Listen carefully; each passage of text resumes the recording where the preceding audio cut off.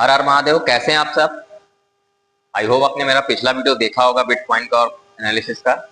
देखो अभी सही हो रही है, उधर भी गलत भी हो रही थी एनालिसिस, ठीक है। तो कोशिश करो कि जैसे मैं सिखा रहा हूँ उससे सीख सको, ठीक है।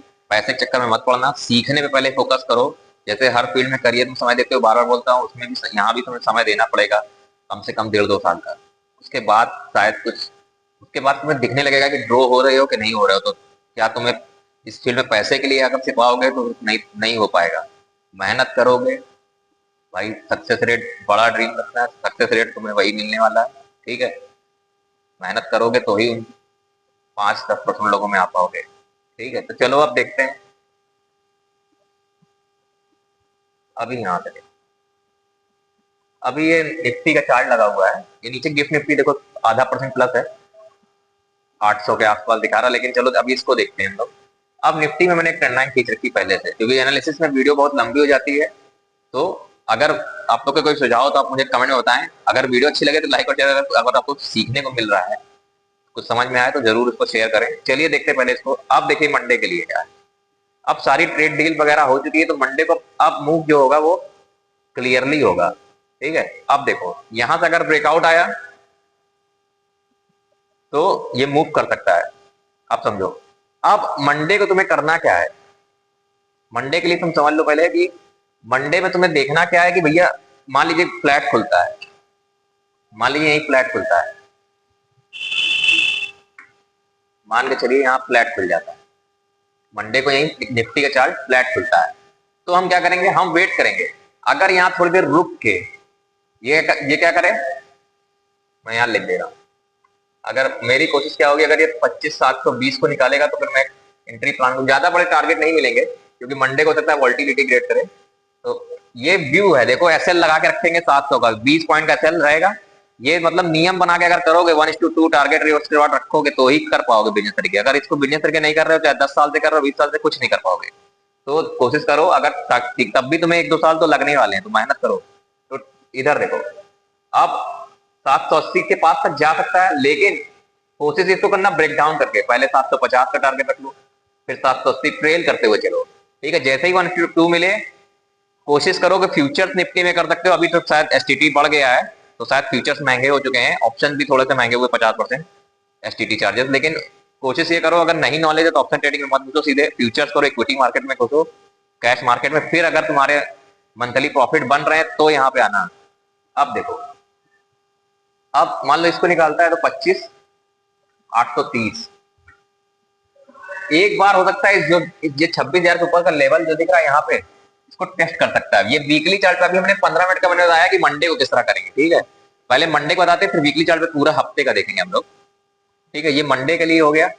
अब हो सकता है फिर ये इसके बाद लास्ट टारगेट आपको देते 25,900 का मंडे के लिए, 903 के बाद, मतलब 700 से लेके 900 का टारगेट आपको ये मिल जाएगा। अगर 700 के ऊपर रुकता है, 720 निकालेगा, तो हम लोग इस तरह से प्लान कर सकते हैं।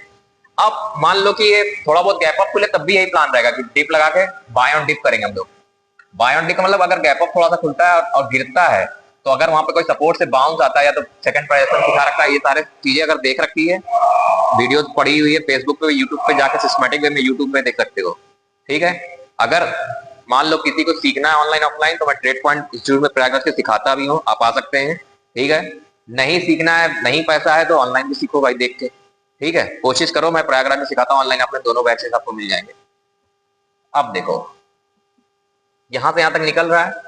अब ये मान लो 700, अब मान लेते हैं इनके साथ गैप अप गैप डाउन, कुछ मान लेते हैं ईरान से युद्ध हो गया, गैप डाउन अगर हो गया, ये कुछ मत करना सुबह आधे एक घंटे, क्योंकि वोल्टिलिटी क्रिएट करेगा। गैप डाउन में सिर्फ ऐसे हंट करेगा आधे घंटे से 1 घंटे तक, यानी फिर 10 बजे के बाद देखना क्या ट्रेड बन रहा है।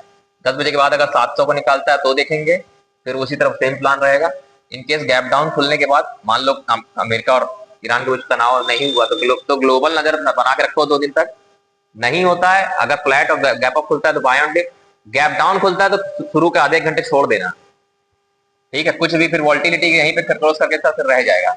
तो गैप डाउन के केस में व्यू नहीं है, वोल्टिलिटी के लिए बस व्यू है। चलो अब जल्दी से वीकली चार्ट देख लेते हैं निफ्टी का। अब पूरे हफ्ते के लिए देखो, अब पूरे हफ्ते कैसे देखो, एक बुलिश कैंडल क्लोज किया है, बहुत ज्यादा चांसेस है कि जब टेल बनाया रिटेस्ट कर लेगा 26,000 के ऊपर जाके, डिप उप लगा, यानी बाय ऑन डिप तो चार्ट पे दिख रहा है, बस बहुत बड़ा गैप डाउन ना खेले, ठीक है। तो वीकली चार्ट उसी को कंटिन्यू कर देते हैं। 25,900 तक का बताया था, 700 के ऊपर से देखो, 25,700 के ऊपर से 900 तक तो बता ही दिया था कि मंडे ट्यूजडे तक में देखो, ट्यूजडे को एक्सपायरी है तो उस दिन बहुत बड़े बड़े टारगेट नहीं रखना। 25,900 तक गया, अब 900 के ऊपर भी टिका तो सीधे सीधे 26,033, 26,033 के ऊपर तो क्या होगा, फिर कोशिश करेगा ये जो टेल लगाया 341 वाली वहां तक पहुंचे, लेकिन हो सकता है इसके लिए पूरा हफ्ता लगे। ठीक है, तो 5 दिन के लिए तुम अभी इतना टारगेट प्लान करो कि 26,000 के ऊपर टिकने दो, 33 के ऊपर, तब जाके फिर ऊपर के लेवल प्लान करेंगे।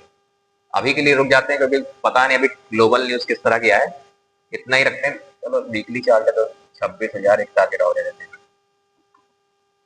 103 यहाँ तक का भी रखो। ठीक है, 700 के ऊपर, यानी 700 के ऊपर 400 पॉइंट का यहाँ तक का व्यू है। अब इनकेस नीचे खुलता है तो नीचे का भी वोल्टाइल है, सपोर्ट रेजिस्टेंस तो खेलेगा नीचे, तो नीचे के लिए गैप डाउन के लिए नहीं बता रहा हूँ, फ्लैट और थोड़ा सा गैप अप खुला तो ठीक है, इस तरह से चल सकता है। चलो जल्दी से बिटकॉइन देख लें और फिर गोल्ड देखते हैं।